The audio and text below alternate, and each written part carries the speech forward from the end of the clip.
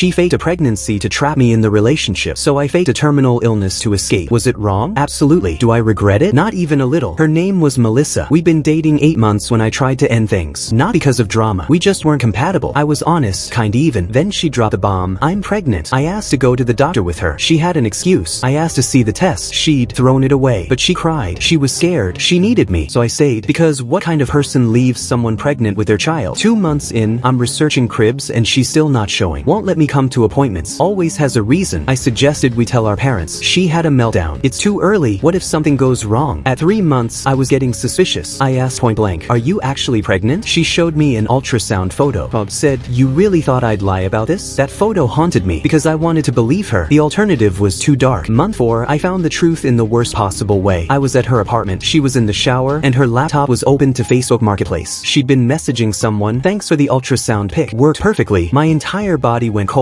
I scrolled up. She paid someone $20 for a fake ultrasound image. There was no pregnancy. There never was. I should have confronted her right then. But I'd learned something in those 4 months. Melissa wasn't stable. She was obsessive, controlling. She'd isolated me from friends, convinced me to skip family events because they didn't support us. She checked my phone, showed up at my work unannounced. When I tried to leave before, she faked a pregnancy. What would she do if I called her out now? I know this sounds insane, but I was desperate and terrified. I started coughing around her, mentioned feeling tired, lost weight on purpose. 2 weeks later, I told her I'd been to the doctor. They found something on my chest x-ray, possible lymphoma. More tests needed. Her reaction told me everything. She didn't comfort me. She panicked about what this meant for us. I kept it going. Said the doctors wanted me to move closer to family for treatment. Needed space to process. Needed to face this alone. She tried to convince me to stay, but even she couldn't argue with, I might have cancer. I moved 3 states away within a week. Blocked her on everything. Changed my number. She tried reaching out through friends. I had one trusted person tell her, he needs space to heal. Respect that. The illness bought me distance. A clean break from someone who trapped me with lies. Did I feel terrible? Faking a serious illness is cruel. People actually suffer from cancer. It's not a tool for escape, but I was in a relationship with someone who faked a pregnancy. Someone who manipulated me for months. Someone I genuinely feared wouldn't let me leave. Sometimes you fight fire with fire. Sometimes you fight crazy with calculated. 6 months later, through mutual friends, I heard she was telling people I'd abandoned her while she was pregnant and dealing with my fake illness. Even in my absence, she kept a lie going. I never publicly exposed her, didn't post receipts or blast her on social media. I just disappeared. Here's the truth. I don't recommend what I did. If you're in a toxic relationship, there are better ways out. Therapists, lawyers, support systems. But if you're trapped by someone's lies and you can't see another exit, sometimes survival isn't pretty. She used fake life to keep me. I used fake death to get free. Was it ethical? Was it necessary? In that moment, it felt like my only option. And now I'm finally living an honest life, which is more than she ever let me do.